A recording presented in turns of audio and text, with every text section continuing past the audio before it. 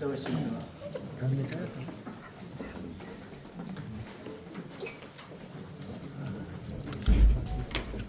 먼저 급하게 연락을 드렸어도 바쁘신 월요일 이렇게 많이 참석해 주신 언론인 여러분 감사드립니다. 그럼 지금부터 시장님이 입장 표명이 있으시겠습니다. 존경하는 언론인 여러분, 그리고 또 우리 시민 여러분, 먼저 산불 참사로 인한 희생자와 깊은 애도를 표하며 피해를 입은 주민 여러분께 위로의 말씀을 드립니다. 사태가 조속히 수습되어 주민들께서 일상을 되찾기를 간절히 바랍니다. 정치가 국민을 실망시키고 있습니다. 다수를 무기로 한 일방통행식 입법, 정치적 목적만 남은 예산 삭감, 수십 차례에 이르는 정부 탄핵 등 극단적인 여야 대립으로 국민은 분열되고 피로감만 쌓여집니다. 산불과 같은 국가적 재난 앞에는 여야가 없습니다. 힘을 모으는 것만이 위기를 극복하는 유일한 길이기 때문입니다. 민생 문제도 다르지 않습니다. 중요한 것은 누가 문제를 해결했느냐가 아니라 시민의 삶이 얼마나 나아졌느냐입니다. 지금 민생은 위태롭고 고양시는 절박합니다. 그러나 정치는 이 절박함을 외면하고 있습니다. 시민들께서 만들어주신 시장이라는 이 자리는 고작 4년짜리 계약직일 뿐입니다. 시민의 요구와 민생 해결에만 집중해도 시간이 부족합니다. 제가 끈질기게 추진해온 정책들은 결코 집착에 비롯된 것이 아닙니다. 짧은 임기 안에 시민의 삶을 개선할 최선의 길이라는 믿음으로 밀고 나간 것입니다. 하지만 지난 3년여간의 절박한 노력들은 마치 활시에 걸린 화살처럼 관역에 도달하지 못한 채 공중에서 멈춰 있었습니다.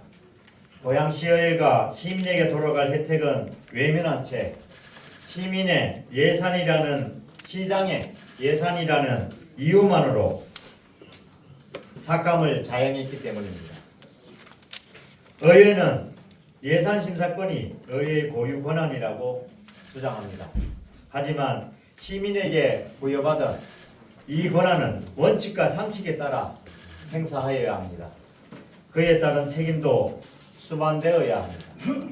고양시의회는 거의 모든 회기마다 법정계획 수립 예산을 비롯해 많게는 수백억 원의 예산을 삭감해 왔습니다.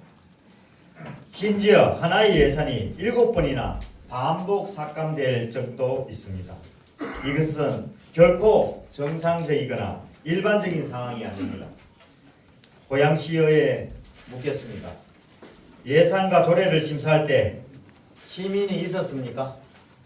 고양시의 미래를 최우선으로 고려했습니까?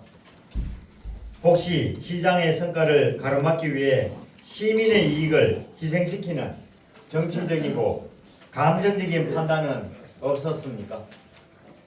저 이동환 이름을 걸고 약속드릴 수 있습니다. 지난 3년간 의회에 요구했던 예산안 중 저 개인을 위한 것은 단 하나도 없습니다. 원당 역세권 개발, 킨텍스 지원부지 활성화 연구, 국립박물관 및 국립수목원 조성, 일산 호수공원 북카페 등 고양시의 장기적 발전과 인프라 확충을 위한 사업들입니다.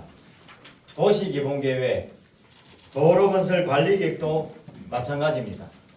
이번에도 이 사업을 비롯한 160억 원 이상의 예산안과 주요 조례가 무산되거나 삭감됐습니다. 이 모두 시장의 관심 사업인 것은 우연입니까? 혹시 시장의 공약이라는 이유로, 성과라는 이유로 삭감한 것은 아닙니까? 더 탄탄한 복지를 위한 기구에 불과한 시민복지재단 설립과 이미 국비까지 확보한 스마트시티 사업도 지체되고 있습니다.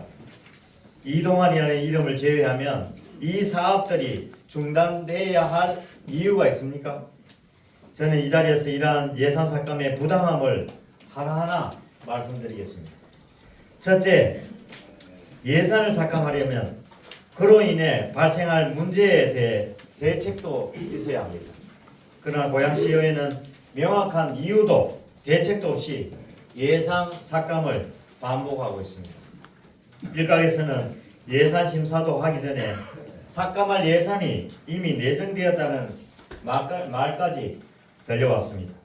특히 이번에 노인의 일부와 예술인 창작 공간의 인건비 삭감은 시민의 삶의 질과 직결된 영역의 비용을 줄이겠다는 결정입니다.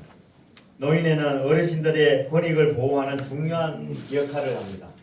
이 역할을 축소된다면 그 피해는 결국 누구에게 돌아가겠습니까? 또한 내년 열리는 세계 최대 규모의 IT 소비재 전자산업 전시회 CES에 고양시 중소기업들의 참가를 지원하여 수출을 확대하기 위한 예산도 시기를 놓쳐 사실상 무산됐습니다. 이 예산을 삭감한 논리는 대체 무엇입니까? 고양시는 경기도의 복지 대상자가 가장 많은 도시입니다. 관공서 중심의 작은 조직으로는 폭발적인 복지 수요를 감당할 수 없습니다. 이 문제를 해결하기 위해 고양시민 복지재단 설립을 추진해 왔습니다. 2년 반 동안 준비해 왔고 고양시의 동의를 받았으며 시민의 72% 이상이 찬성한 사업입니다. 그러나 의회만이 이를 인정하지 않고 있습니다. 의회는 준비 부족 등을 이유로 복지재단 설립을 반대했습니다. 그 이유는 정말 준비 부족입니까? 저 이동환이 복지를 외면하는 시장이라는 평가를 받게 하려는 의도는 아닙니까? 조례안은 설립을 위한 첫걸음일 뿐입니다. 협력하고 보완하면 됩니다. 완벽하지 않다는 이유로 거부하는 것은 핑계일 뿐입니다. 의회의 역할은 발전의 방향을 바로잡는 것이지 시작조차 막는 것은 아닙니다. 이번 추경에는 경기도에서 받은 인센티브 예산으로 편성한 공공예식장 조성 사업도 포함되어 있었습니다. 이 인센티브는 상을 받음으로써 받는 사업비로 작년 시군 종합평가에서 고양시 공무원들이 최우수 평가를 받아 얻어낸 성과입니다. 이 돈의 일부를 공공예식장 조성에 사용해 시민께 돌려드리려 했지만 의회는 이를 거부했습니다. 공무원들이 얻어낸 예산을 시민을 위해 쓰겠다는데 예산 낭비나 필요성 부족이라는 이유를 댈 수 있습니까? 시장 관심 사업이라서 삭감되었다는 것이 더 논리적인 설명 아닙니까? 둘째, 예산 삭감이 재정 건전성을 보장하는 것은 아닙니다. 경제 활성화와 인프라 투자를 위한 사업까지 삭감한다면 장기적으로 더 큰 손실을 초래할 것입니다. 과감한 투자와 현명한 예산 배분이 필요합니다. 고양시의 거점형 스마트시티 사업, 단순한 예산 소비가 아닙니다. 24시간 민원 서비스, 교통흐름 최적화, 드론 순찰, 재난 예방, 자율주행버스 등 시민의 편의와 안전을 획기적으로 개선하고 첨단 산업 기반을 강화하는 혁신적 프로젝트입니다. 정부가 사업비 400억 원 중 절반을 부담하겠다는 것은 이 사업의 가치를 인정했기 때문입니다. 그럼에도 의회는 고양시가 부담할 예산의 절반 이상을 번번이 삭감하고 사업의 진행을 방해하고 있습니다. 고양시는 전국 도시와의 경쟁을 뚫고 이 공모 사업에 선정됐습니다.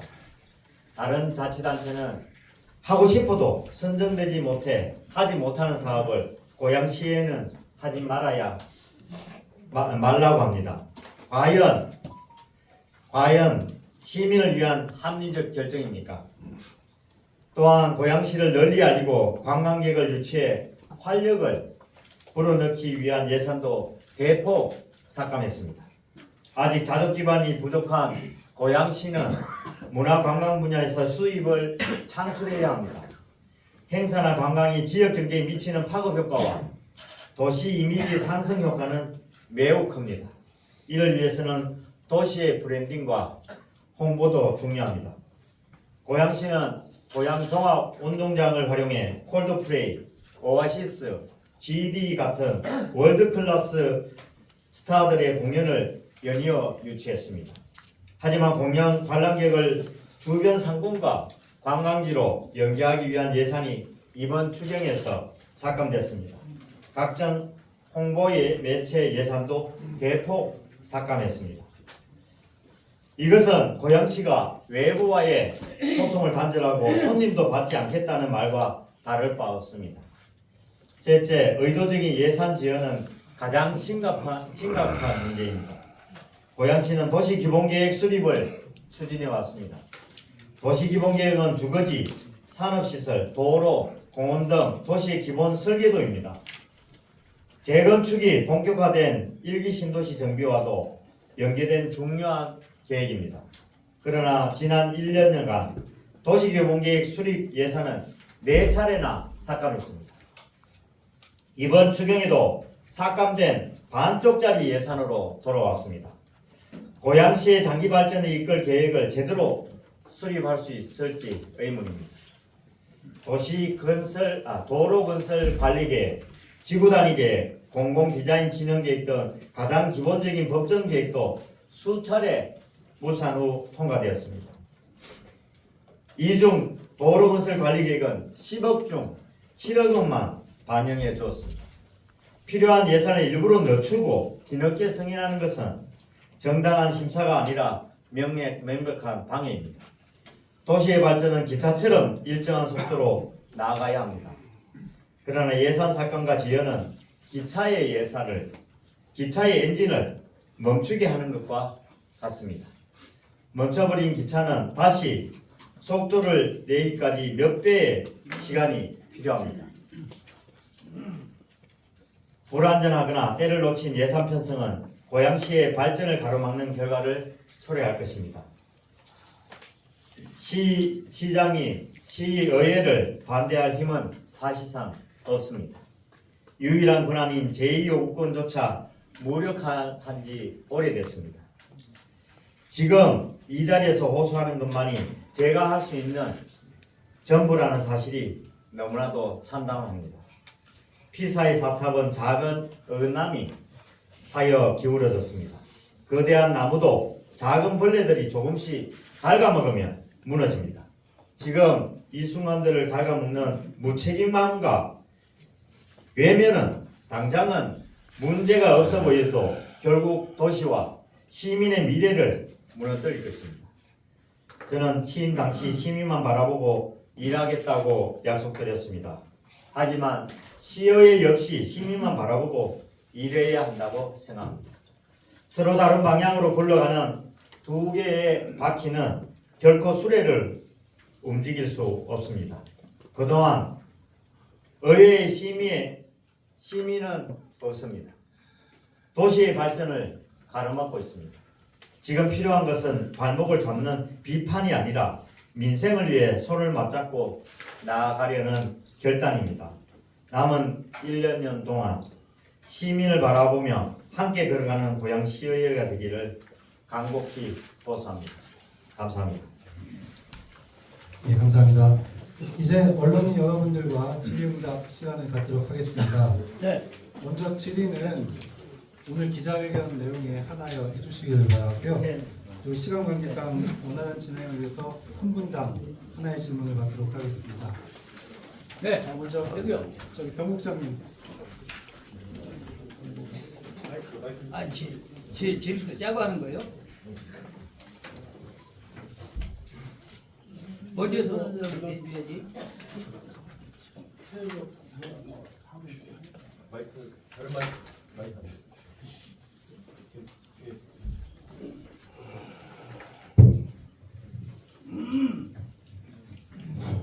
앉아서 하겠습니다. 시대로 교통안전합니다. 지난 3년간 삭제된 예산 내역과 삭감 삭감으로 인한 시민 피해에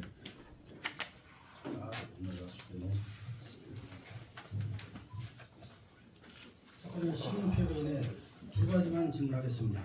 첫 번째, 예산 삭감으로 인한 시민 피해를 강조하시는데 지난 3년간 고양시가 시민들을 위해 편성한 예산이 구체적으로 어떤 것이 있으며 어떤 효과가 있는지 말씀해 주시고, 두 번째, 이에 반대로 인하여 피해를 입었다면 구체적으로 어떤 피해를 입었는지 답변해 주시기 바랍니다. 질의응답은 저희 질문을 일단 시장님께서 받으시고 한꺼번에 답을 드리도록 하겠습니다. 그럼 추가로 더 질문하실 분 손 들어주시기 바랍니다. 여기요. 저 아시아 이만희 국장님.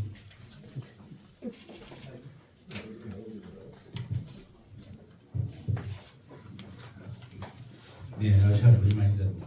시장님께 질문 드릴 분들은 임기가 분이 1년여 남은 지금까지도 의회와 파국이 계속되고 있습니다. 하지만 제 3자가 볼 입장에서는 결과론으로만 보여질 뿐 어느 한쪽이 잘못한 것인지 왜 이렇게 됐는지 잘 모르는 실정입니다. 시는 그동안 이 문제를 해결하기 위해 어떤 노력을 해왔는지 설명 부탁드리겠습니다.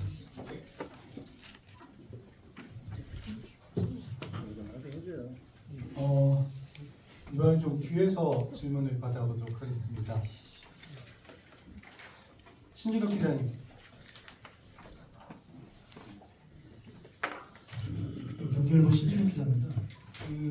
이번에 고양시민복지재단 조례안이 부결이 됐는데 이게 작년 10월에 경기도의 그 출자 출연기관 심사위원회에 설립 동의도 받았고, 그리고 시의회가 배포한 그 안건 심사 결과 보고서에 의하면 전문위원회 검토 결과 크게 문제가 없다라는 그런 검토 결과는 나왔는데 불구하고 지난번 본회의 마지막 날, 그러니까 임시의 마지막 날 그 반대 토론을 통해 가지고 조례안의 내용 자체가 너무 부실하다 이런 이유로 부결이 됐는데요. 이 부분 관련해서 이번 기회에 시장님께서 이 시민복지재단이 정말 왜 필요하고 이걸 하면 어떤 그 고양 시민한테 기대 효과가 있는지 좀 분명하게 다시 한번 명확하게 해주시는 게 좋을 거라고 생각해서 질문드립니다. 고무정 기자님, CBS.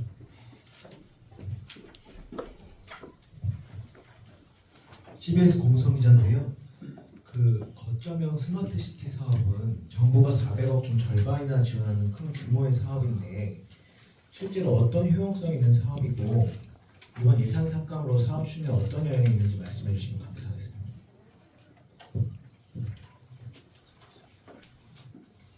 네, 그럼 이쪽에서 한 분 더 받도록 하겠습니다. 이데일리 정재훈 기자님. 네, 이데일리 정재훈입니다. 이번에도 어김없이 시청사 관련 예산이 좀 삭감이 됐는데 제가 알기로 그 연간 외부 청사 임대료 나가는 돈만 한 12억 정도 되는 걸로 알고 있거든요. 이번에 그 백석 신청사로 이제 부서를 재배치한다는 내용, 이것도 삭감이 됐고 여기 하나 더해서 얼마 전에 그 백석 신청사를 벤처 시설로 쓴다고 발표를 하셨던 걸로 알고 있거든요. 그러면 이거는 시청사 이전을 포기를 한다는 의미로 해석을 해도 되는 건가요?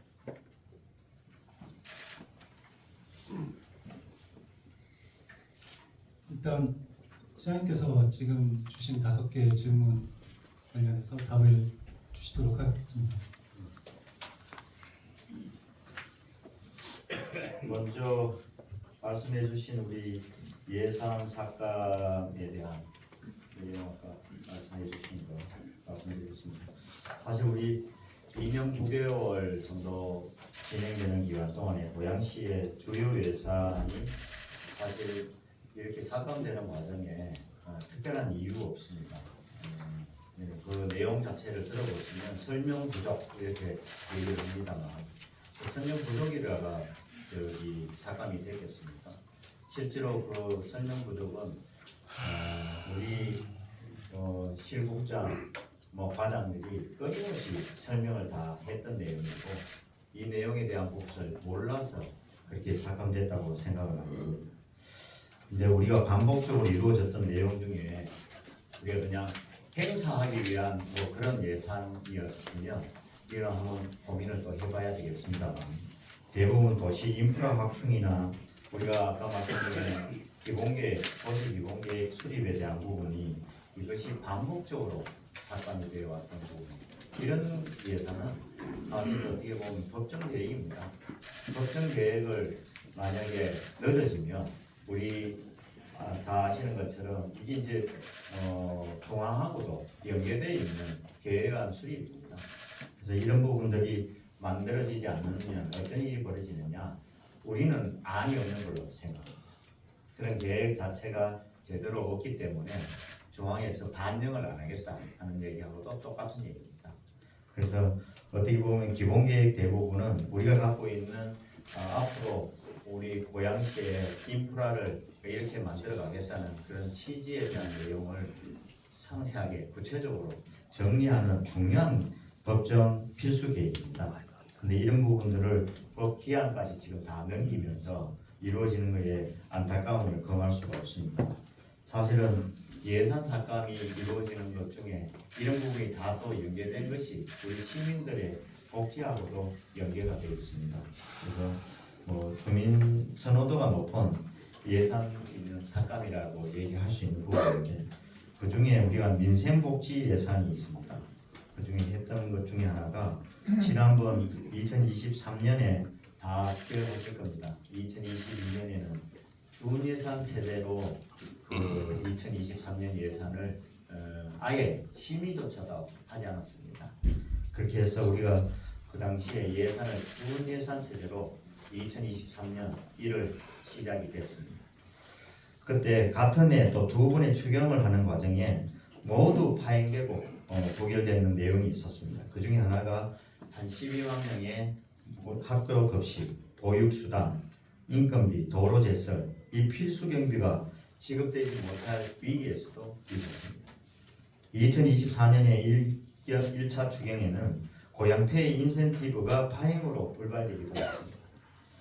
우리가 지금 미세먼지 지금은 좀 덜합니다만 미세먼지 늘 문제가 생겨서 당진창을 설치하겠다고 했던 예산도 지금도 삭감됐다가 2024년 본예산에 대폭 삭감을 시키고 6천만 원만 반영을 했습니다.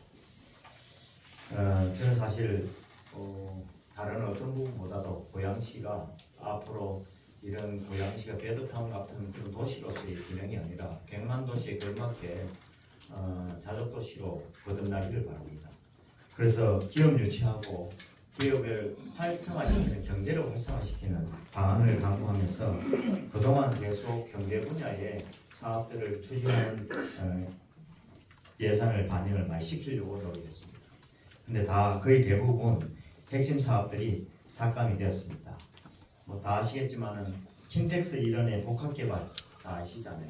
그것도 그렇고 벤처기업 투자 유치, 바이오 기업 투자 유치, 그리고 경제자유구역 이런 과정 속에서 삭감을 하다가 반영되기도 했습니다. 킨텍스 호텔 부지 매각도 지금까지 나왔다고 수 없는 이유로 지금 부결을 시켰습니다. 그래서 제3저시장 공사와 연계해서 이 숙박시설은 아주 가장 우리 시에서 해야 할 역할 중에 하나라고 생각합니다.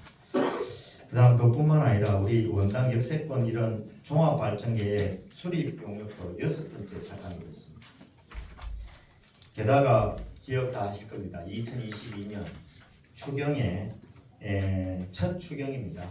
그때 우리 주민 요구 철도하는 노선에 5차 국가 철도만 늦어진 거 알고 계시죠?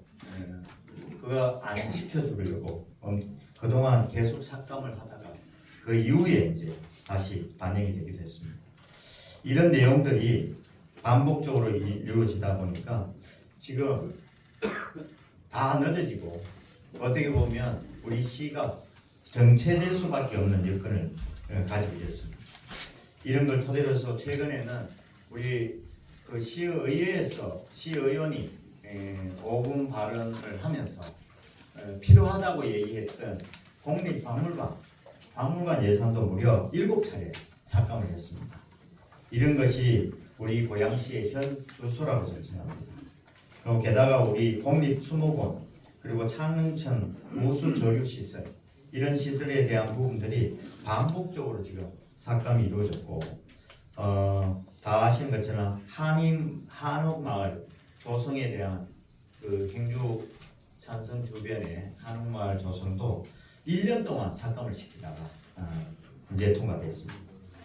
게다가 최근에는 조직 개편도 또 부결을 시켜서 지속적으로 조직이나 이런 부분들 자체도 제대로 새롭게 개편을 해서 업무의 효율을 기하는 거에 부분을 지금 맡고 있는 실정입니다. 올해도 이런 부분을 토대로 해서 더 우리 그 예산 삭감에 대한 부분들이 어떤 피해가 올 것을 아마 시민들이 이제 판단할 수 있는 여건이었습니다. 두 번째는 시의회와 끊임없이 이렇게 좀 표현을 갈등이나 파국이라고 얘기하시는데 사실은 그동안 일방적이지 갈등이나 파국이라고 생각은 안 합니다. 그동안 우리 고양시의회가 동수로 있다가 어느 날 갑자기 2명이 탈당을 하고 지금 민주당하고 같이 지금 하는 모습을 보이는데 제가 생각해도 사실은 협치라고 얘기하는 부분, 소통이라는 부분은 끊임없이 이루어졌던 내용이기도 합니다. 그것을 손바닥 뒤집듯이 바꿔서 문제가 됐던 거죠. 그동안 협력하자고 얘기를 하면서 회기마다 저도 그런 얘기를 했습니다만 같이 협력 체제를 갖추기 위해서 제가 일일이 다 시의원들한테 얘기하지는 못하지 않습니까? 그래서 전체 모임 자리에서 그런 얘기를 했던 부분이 있었고 지금까지 하는 과정에서도 다른 어떤 것보다도 기억을 하실 거라고 생각합니다. 2024년 5월에 사실은 무슨 일이 있었는지 기억하실 겁니다. 그때 시의회와의 갈등이 있다. 그래서 이걸 상생협약을 통해서 우리 새롭게 만들어 갑시다 했는데 상생협약을 맺은 당일 잉크도 마르기 전에 의회는 1회 추경에서 1기 신도시 등의 지구단위 계획 재정비, 건축 기본 계획 등 도시 발전의 필수적인 용역 14건을 전액 삭감했습니다. 그래서 사실은 우리가 그렇게 같이 활동했던 내용 자체가 무산할 지경에 놓인 부분이 없지 않아 있습니다. 사실 어떻게 보면 저 보고 늘 하는 얘기가 갈 때마다 그 얘기를 합니다. 소통이 잘 안 된다. 독단적이다. 독단은 의회가 독단한 거 아닙니까? 지금까지 의회가 독단하지 않는 부분이 뭐가 있습니까? 실제로 그런 부분에 소통이라는 말을 마치 혼자 열심히 해주기를 바라는 그런 차원 같아요. 소통은 원래 상호 이해하는 겁니다. 상호 이해하는 거지 그걸 일방적으로 가는 일방통행은 아니라고 생각이 듭니다. 그 다음에 세 번째 시민복지재단 말씀하시는데 시민복지재단은 그동안 정말 수차례에 걸쳐서 이루어졌던 내용이기도 하고